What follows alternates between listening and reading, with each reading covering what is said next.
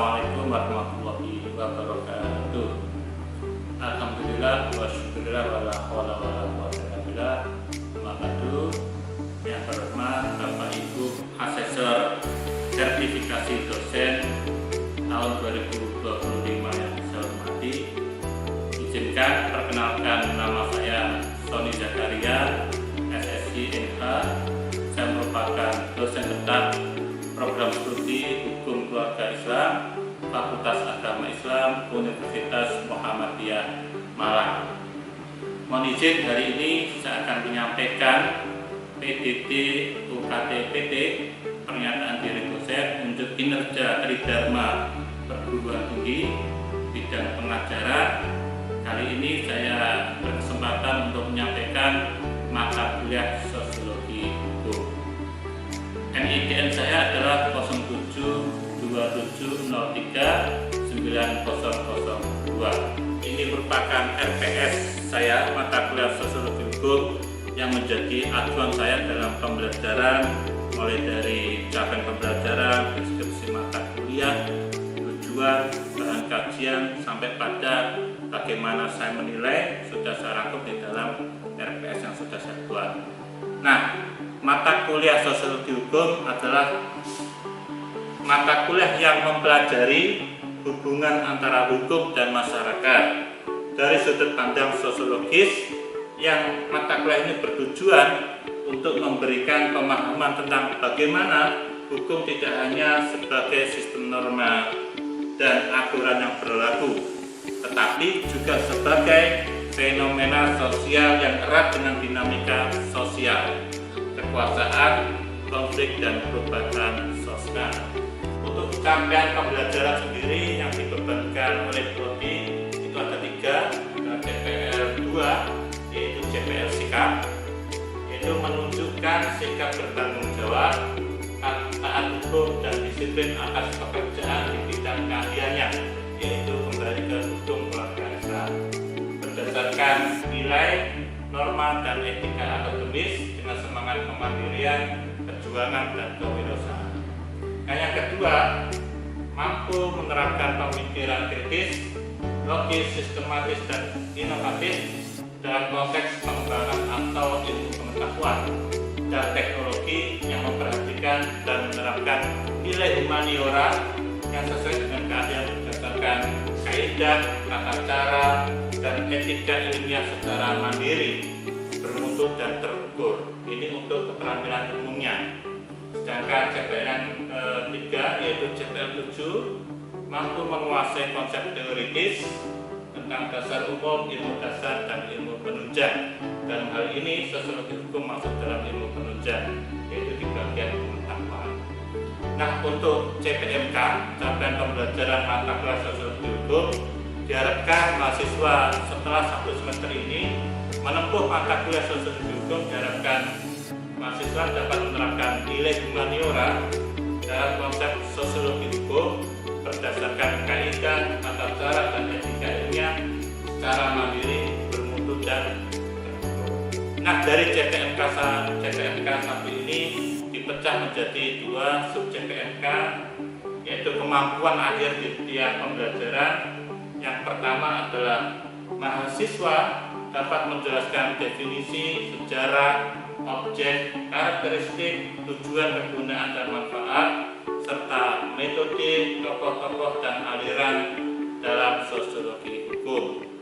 Nah, berikutnya untuk yang kedua, mahasiswa dapat menganalisis struktur sosial, kesadaran hukum, efektivitas hukum, teori-teori sosiologi hukum, dan penelitian sosiologi hukum. Untuk bahan kajian materi di dalam mata kuliah sosiologi hukum ada beberapa. Yang pertama, muqaddimah atau pembukaan orientasi sosiologi hukum termasuk konteks belajar. Yang kedua, kegunaan dan tujuan sosiologi hukum. Ketiga, metode pendekatan sosiologi hukum. Keempat, tokoh-tokoh sosiologi hukum, aliran mandat hukum, struktur sosial dalam hukum, perubahan sosial di dalam hukum, kesadaran hukum dan dalam masyarakat, efektivitas hukum, hukum dan pembangunan. Dan yang ke-11 adalah teori sosiologi hukum, dan yang terakhir adalah penelitian di dalam sosiologi hukum. Nah, untuk buku referensinya yang paling pokok saya menggunakan Sujono Sukanto, Pokok Sosiologi dalam Hukum, dan untuk pendukung juga banyak, salah satunya adalah Sabjipto Raharjo tentang sosiologi hukum, salah satu bukunya adalah ini. Nah, adapun metode pembelajaran yang saya gunakan bervariasi, mulai satu ceramah, kemudian berdiskusi, tanya jawab, FGD, kemudian di akhir nanti ada namanya PJBL, Project Based Learning. Nah, Project Based Learning ini adalah salah satu tugas yang saya berikan kepada mahasiswa untuk menganalisis bagaimana fenomena sosial di masyarakat, mereka terjun langsung di masyarakat, kemudian menggunakan analisis yang sudah dipelajari dan hasilnya nanti diterapkan di dalam artikel yang harapannya artikel terbit di media online. Berikutnya penilaian. Nah, untuk penilaian ini sudah saya sampaikan di RPS. Nah, ada perencanaan penilaian yang saya bagi di beberapa subjek PMK. Ada 2 subjek PMK yang terdiri dari sikap, keterampilan umum, dan juga pengetahuan. Untuk JPMK 1 rubriknya seperti ini, ya, ada skor, ada total, ada bobot yang kemudian nanti diakumulasi dan itu menjadi penilaian. Dan yang terakhir adalah pemahaman konsep, mengukur pemahaman mahasiswa terhadap konsep-konsep itu. Nah, masing-masing dari capaian penilaian ini saya sudah deskripsikan kembali rinciannya. Ada untuk sikap, saya menilai dari kehadiran dan keterlibatan ada 4 skala. Skala yang paling rendah adalah skala 1, mahasiswa hadir yang tidak teratur, tidak jarang rajin, maka skornya adalah 1. Berbeda dengan mahasiswa yang hadir secara teratur, maka skalanya adalah 4. Begitupun dengan deskripsi dimensi yang lain, yaitu keterampilan umum atau analisis, dan yang ketiga adalah pemahaman konsep. Semakin bagus maka skalanya adalah 4. Ini adalah rubrik dari penilaian saya. Dan yang terakhir ini adalah template tugas untuk mahasiswa, yaitu PJBL, Project Based Learning. Seperti yang saya sampaikan bahwa tugas ini adalah tugas terakhir, sudah dari RPS, dan mahasiswa saya minta untuk melihat fenomena sosial di masyarakat, kemudian menganalisisnya sesuai dengan teori yang sudah dipelajari. Dan ini sudah saya buatkan template. Nanti mahasiswa harus mengerjakan sesuai dengan template yang sudah ada dengan mengisi judul artikel, kemudian identitas mahasiswa mulai dari nama dan NIM. Nah, kemudian di berikutnya ada judul artikel, nanti mahasiswa menulis judulnya di titik-titik sini. Ini sudah ada penjelasan atau deskripsi, kemudian pendahuluan juga sudah ada penjelasannya. Misalkan jelaskan latar belakang masalah hukum yang dibahas, memperkenalkan konteks hukum di Indonesia dan kaitannya dengan aspek sosiologis. Sertakan tujuan dari artikel ini yaitu untuk menganalisis masalah hukum dengan pendekatan sosiologi hukum. Yang diharapkan mahasiswa mengisi di titik-titiknya ini. Setelah itu diminta untuk mengidentifikasi permasalahan hukum. Nah, ini yang C. Kemudian berikutnya pendekatan solutif dari mahasiswa apa yang diberikan, dan yang terakhir kesimpulan, kemudian daftar pustaka. Nah, nanti dari hasil tugas PJBL ini bisa disatukan, bisa dirangkum menjadi sebuah artikel, dan harapannya artikel itu dikirim diterbitkan di media online. Adapun tugas dari PJBL ini juga ada rubrik penilaiannya. Ini ada tabel penilaiannya. Nah, mulai dari judul artikelnya berapa persen, 10, kemudian di pendahuluan juga ada nilainya, identifikasi permasalahan hukum, analisis perspektif sosiologi hukum, kemudian pendekatan sosiologis serta kesimpulan dari masing-masing item ini nanti akan diakumulasi menjadi total keseluruhan yaitu 100%. Ini adalah tugas PJPL dari mata kuliah sosiologi hukum. Demikian penjelasan saya mengenai materi yang akan saya sampaikan di video pembelajaran berikutnya, dan mohon izin silakan berikutnya videonya untuk ditonton. Terima kasih. Kembali lagi, saya Pak Sony Zakaria. Kita ketemu di mata kuliah sosiologi hukum. Jadi hari ini kita akan belajar sosiologi. Sebelum itu saya tanya dulu, gimana kabarnya teman-teman, sehat? Baik Pak, alhamdulillah. Alhamdulillah sehat. Bisa kita mulai ya materinya ya? Bisa. Nah, sebelum itu saya ingin menjelaskan tentang tujuan mata kuliah termasuk RPS. Nah, RPS-nya sudah saya kirim ke teman-teman di grup WA kita, dan ini kita tampilkan. Nah, ini ada beberapa target selama 1 semester. Targetnya untuk mata kuliah sosiologi hukum itu apa? Nah, ini ya, untuk bisa dibaca. Yang pertama, mahasiswa dapat menjelaskan apa sih definisi sosiologi hukum, sejarahnya bagaimana, apa saja yang dikaji, karakteristiknya bagaimana, tujuan, kegunaan, manfaat, metode, dan tokoh-tokoh dalam aliran sosiologi. Yang kedua, targetnya adalah teman-teman mampu menganalisis struktur sosial di masyarakat, perubahan sosial, kesadaran hukum, efektivitas hukum, serta teori-teori sosiologi hukum dalam penelitian.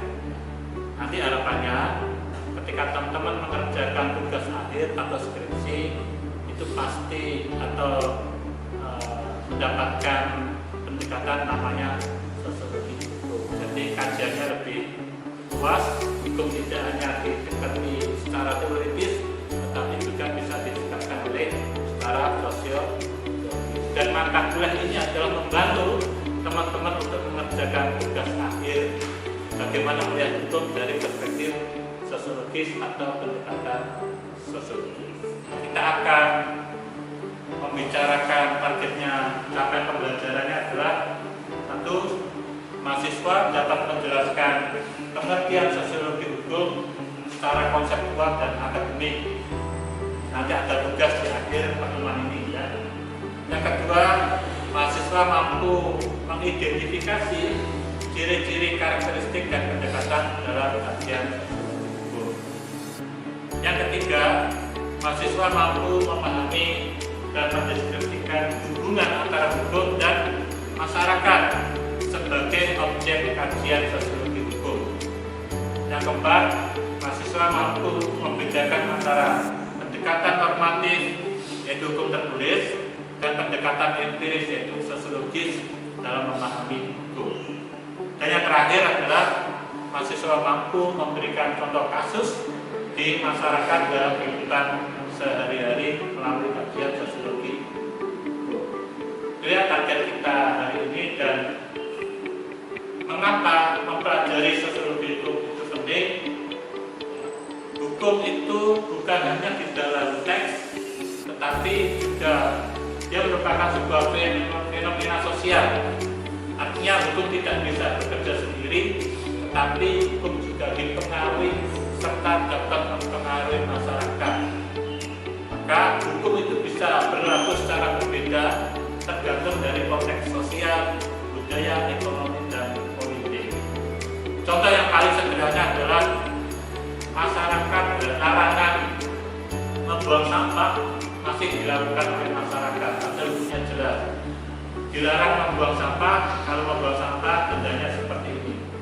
Nah, tapi fakta di lapangan masyarakat masih membuang sampah. Nah, menjadi pertanyaan mengapa masyarakat tetap membuang sampah padahal undang-undangnya jelas, peraturannya jelas. Nah, disinilah tugas sosiologi hukum untuk melihat fakta atau fenomena sosial tersebut. Itu sedikit pengantar dari tujuan atau capaian pembelajaran hari ini yang kita kerjakan. Dan sebagai untuk referensi, Ini saya rekomendasikan ada buku dari Sujono Sukanto, kemudian Sajipto Harjo, yang ini masih banyak. Teman-teman silahkan bisa dicari di perpustakaan atau bisa di online. Nah, kita masuk ke materi inti. Nah, ini ada sedikit gambar bagaimana masyarakat itu berhubungan dengan beberapa perspektif, berhubungan dengan beberapa pengaruh. Salah satunya ada budaya, ada agama, ada politik, ada pendidikan, ada ekonomi, dan ada hukum. Nah, ketika kita mengkaji masyarakat, kita tidak terlepas dari beberapa perspektif ini. Maka ada namanya istilah sosiologi budaya, yaitu membicarakan tentang bagaimana hubungan timbal balik antara budaya dengan masyarakat. Ini ada mata kuliahnya sosiologi budaya. Dan ada agama, bagaimana sih agama bekerja di dalam masyarakat, atau bagaimana masyarakat menerapkan agama itu sendiri, sehingga dinamakan atau ada materi khusus namanya sosiologi agama. Termasuk hal yang lain, termasuk politik, pendidikan, ekonomi, ada sosiologi politik, sosiologi pendidikan, sosiologi ekonomi, dan ada yaitu hukum. Nah, fokus kita adalah di sini. Ya. Ada hubungan hukum dengan masyarakat. Apa sih, bagaimana hukum itu bekerja di masyarakat, termasuk timbal baliknya, bagaimana masyarakat menerapkan hukum itu sendiri. Nah, timbal balik ini inilah kajian yang kita akan pelajari di mata kuliah namanya sosiologi hukum. Jadi fokus kita ke sini, bukan ke yang lain. Oke, dari materi tadi bisa kita ambil beberapa definisi apa sih yang dimaksud dengan sosiologi hukum. Ini sudah ada beberapa tokoh-tokoh sosiologi hukum yang sudah saya pilih. Ada Pak Sujono Sukanto, ini sangat terkenal, Pak Sajipto Harjo, ada R.O.C. Salman, dan yang lain-lain. Nah, kita ambil contoh dari Pak Sujono Sukanto. Yang dimaksud dengan sosiologi hukum adalah suatu cabang ilmu yang mempelajari hubungan timbal balik antara hukum dan sosial. Sosial di sini adalah masyarakat tadi itu ya. Yang kedua, Sajipto Harjo, yaitu pengetahuan hukum terhadap pola perilaku masyarakat dalam konteks sosialnya. Tiga, yaitu ilmu yang mempelajari timbal balik hukum dengan gejala sosial secara empiris dan analitis. Untuk memahami lebih jelas apa sih yang dimaksud dengan sosiologi hukum, di sini saya mengajak teman-teman untuk berdiskusi tentang gambar. Kita ambil contoh fakta yang terjadi di masyarakat, contoh kecil, biar kita lebih paham apa sih yang dimaksud dengan sosiologi hukum. Nah, gambar ini ya, ada parkir motor, ada mahasiswa, ada gedung. Kira-kira apa yang dimaksud dengan gambar ini? Silakan. Jadi gambar saya terlihat bahwa ada beberapa motor yang parkir di area yang tertulis rambu larangan untuk parkir. Jadi di area tersebut dilarang untuk parkir. Baik, terima kasih. Ada lagi yang ingin menjawab dari gambar ini, silakan. Ya, silakan. Dilihat dari gambar tersebut yang saya pahami, motor yang diparkir bukan pada areanya karena ada lampu di situ, dilarang parkir. Tepuk tangan. Ini perspektif lain dari gambar ini. Ada nggak dari teman-teman punya gambaran lain? Silakan. Ya, silakan. Lihat dari gambar tersebut, maksudnya di situ tidak hanya masyarakat yang salah, akan tetapi di situ kurangnya penegakan hukum sehingga masyarakat masih bisa melanggar dikarenakan ada kurangnya penegakan hukum yang terjadi di tempat itu. Oke, luar biasa. Tepuk tangan. Bagus sekali ya dari jawaban teman mewakili dari gambar ini. Ya, kita bedah. Nah, gambar ini menunjukkan bahwa ada parkir motor, kemudian ada larangan parkir. Tadi Mas yang sudah menjawab bahwa ini adalah bentuk dari pelanggaran pengendara ya, karena ada larangan parkir motor, tetapi pengendara motor tetap melanggar ya, sehingga banyak motor-motor yang berjejer di sini. salah adalah pengendaranya. Nah, perspektif berikutnya ada yang berpikir ini, ternyata dari gambar ini yang salah itu bukan pengendaranya. Loh, kok bisa?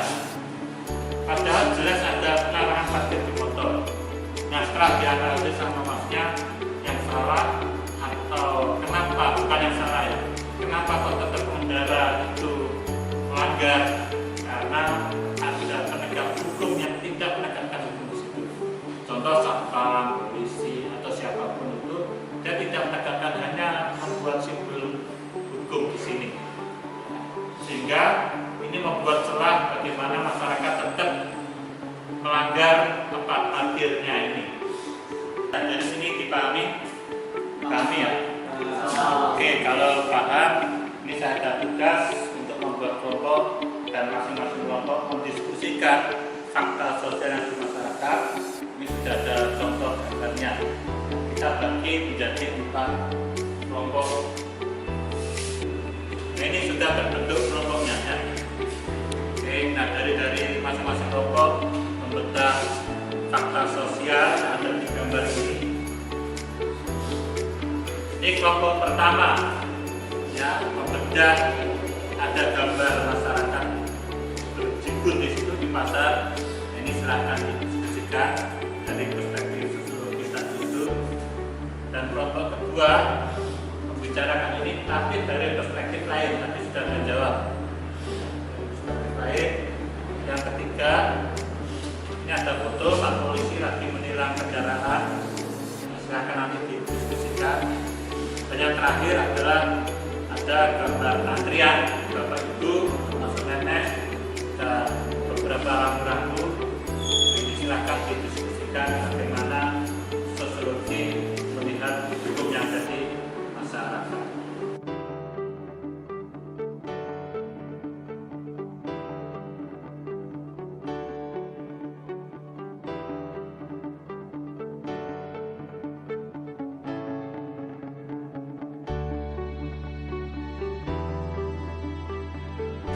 Oke, waktunya sudah selesai berdiskusi. Saatnya kita menyampaikan hasil dari diskusinya dari masing-masing kelompok. Nah, ini sudah ambil pembagian kelompok dan nama-nama yang ada di kelompok itu. Kita acak biar adil. Ya, nanti nama yang keluar akan menjawab. Bisa kita mulai? Bisa.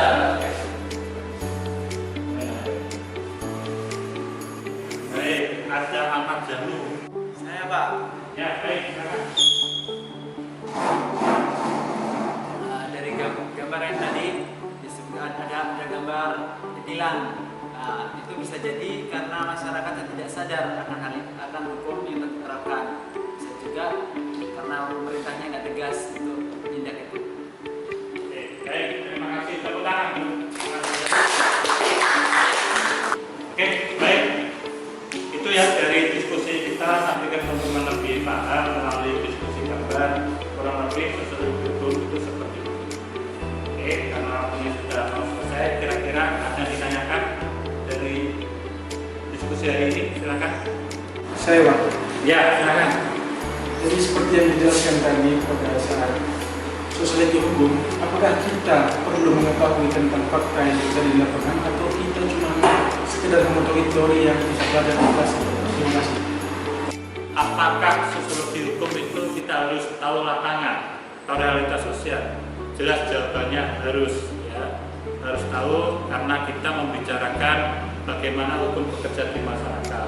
Tentu ya kita harus terjun ke lapangan, melihat bagaimana fenomena yang terjadi di masyarakat, kemudian kita analisis mengapa hukumnya seperti itu, mengapa masyarakat tidak ditegakkan. Jadi bukan hanya teoritis saja, tapi harus tahu fenomena sosial.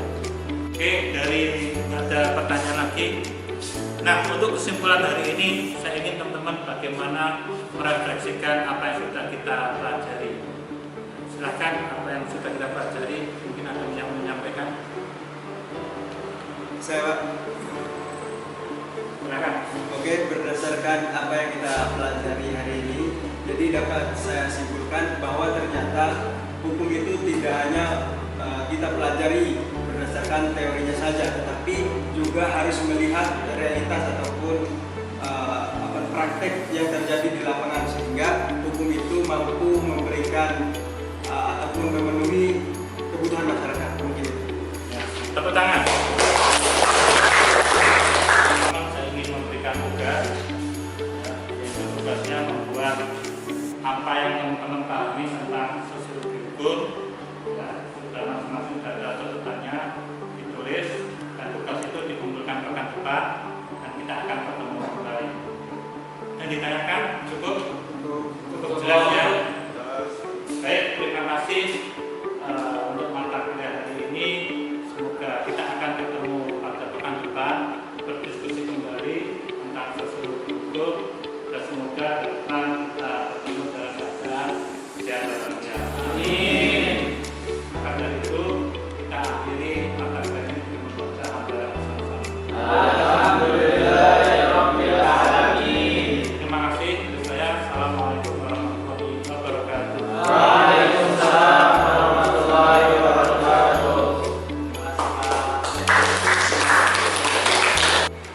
Baik, Bapak Ibu, demikian adalah video pembelajaran dari saya.